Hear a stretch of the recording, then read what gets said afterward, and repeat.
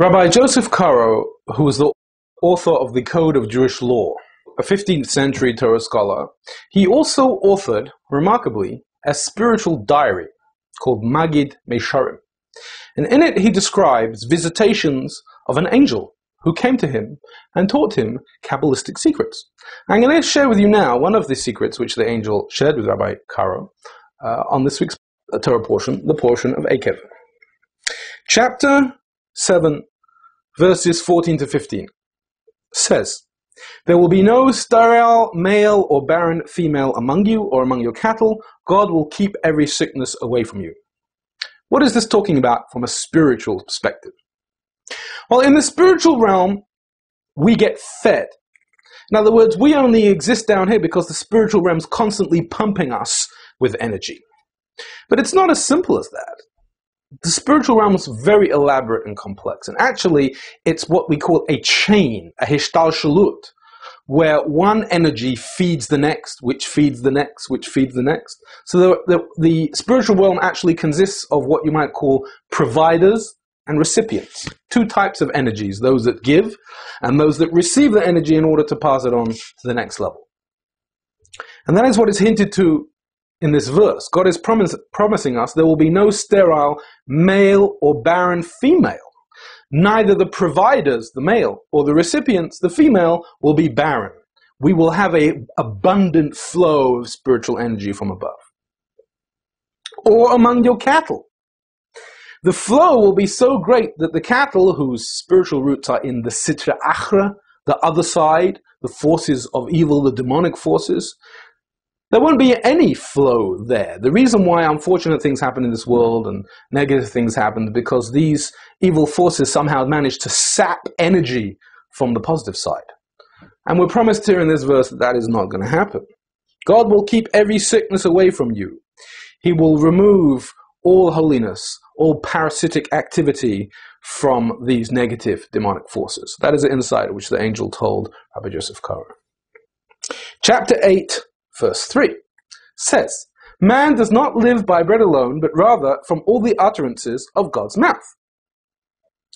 Now, have you ever wondered why, if man is the peak of the animal kingdom, we're right on top of that pyramid, every other animal is somehow below us, why is it that we have to eat to survive?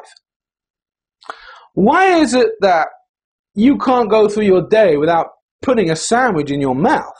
And that sandwich is, of course, of vegetable origin. If we're higher than the vegetables, why are we dependent on them? Or we have to eat meat, or we have to eat minerals. We are dependent on that which is lower than us. Why is that the case? So, Rabbi Shneur Zalman of Liadi explains that the reason why we are sustained from the food, spiritually speaking, is because there's a spark of godliness in that food. You're not just eating the calories, the fat and the carbohydrate. Actually, your soul is thirsting for some spiritual content in that food. Which actually makes the question even bigger. What does a human soul need a vegetable soul in order to become complete? Why is your enormous, elaborate, fantastic human soul not satisfied to be a human soul? And it needs a bit of spirituality from a piece from a sandwich, from a vegetable? So the answer goes back to a primordial secret. And that is the secret of the shattering of the vessels. Initially, when God made this world, it was called the world of Tohu, the world of chaos. Before the actual physical world came into being, there was a spiritual world. And it was too intense, and that's why it became chaotic. And it collapsed, and it shattered. And tiny fragments of that world fell down and down and down, and they ended up in this physical world. And they followed the principle of the higher the source, the lower it falls. If you have a tall wall, and there's something on top of the wall, and you push over the wall, the higher that thing is on the wall, the further it's going to fall down. So actually, the highest spiritual energies, the highest sparks, are found in the lowest items. And that is why you have to eat your sandwich. Because that sandwich has a spiritual content, which even you, as a human, don't have. And that is what the verse expresses. Man does not live by bread alone, but rather from the utterances of God's mouth. It's the spark, the godly spark, the utterance of God's mouth that's in the sandwich, which is keeping you alive. Chapter 8, verse 16 says that God fed you with manna in the desert, which your forefathers never experienced, in order to afflict and test you. What is this idea of a divine test? Why is he testing us? And what is the test? There's many explanations. I'm going to tell you one now which you might not have heard before. There are in the Torah 613 commandments, 613 mitzvot. And we're obliged to observe all of them. Jewish law does not exempt us from the commandments. But, interestingly, the sages taught that there is always one mitzvah which your soul has a particular affinity to. The Talmud actually mentions a conversation between two sages. One says to the other, which mitzvah is your father excel at? What is he zohir tfei? Which mitzvah shines by him more than the other? And the sage replied, that particular sage was the mitzvah of tzitzis, of having fringes on the four-corner garment. That was the mitzvah which was particularly attuned to his soul. But you have a mitzvah which is particularly aligned to your soul. And the reason why you came into this earth, although you have to keep all 613 mitzvahs, the particular reason, your particular mission, is associated with one mitzvah. One mitzvah.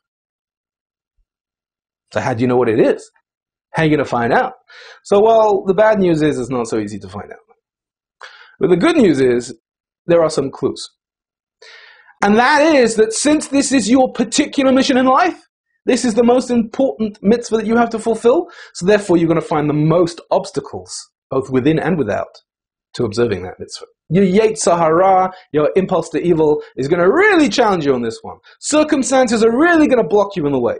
So if you want some clue as to what your particular mitzvah might be, see what's hardest for you. See what tests you the most. Whatever God tests you with, that's possibly your mitzvah.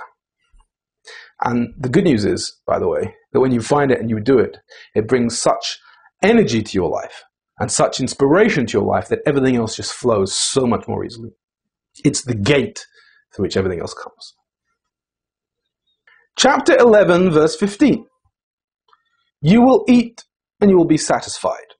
This is, of course, referring to eating a meal, and we have afterwards the mitzvah, the commandment of grace after meals, of thanking God for the food with the traditional blessings. Now, did you know that whenever you have a meal, the sitra achra, the demonic forces, are actually targeting you at that moment more than at any other time? And they actually, according to the Kabbalah, they hover above your table while you're eating. So the Kabbalists perceived particular danger of these demonic forces sapping energy from you at that time. And therefore there's two tools you have against it. Number one is the zimun.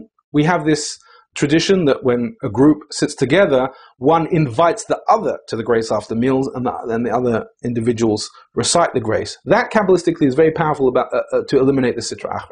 And also there's another ritual that we perform, and that is the washing of the fingers after the meal. It's called mayim achronim, the latter waters. That particular mitzvah has a special power to eliminate the sitra achra from your midst. And if you bear that in mind, it will be so powerful when you perform that ritual. Spiritual message for the week: eat and be satisfied. It's one thing to eat. It's a real blessing to be satisfied with what we eat, both physically and in our career pursuits and in our spiritual lives. We're busy eating, we're busy consuming, we're busy pursuing, but it's so important to focus on being satisfied. Savor every moment. When you eat, savor the food. When you're successful, savor that success. Don't jump immediately into worrying what you're going to do next. When you have precious moments with your children, savor it. Be satisfied. Don't just eat and then want to eat more. It's a spiritual achievement to be able to be satisfied in life. Thank you very much. Join us again next week for Torah and Tan.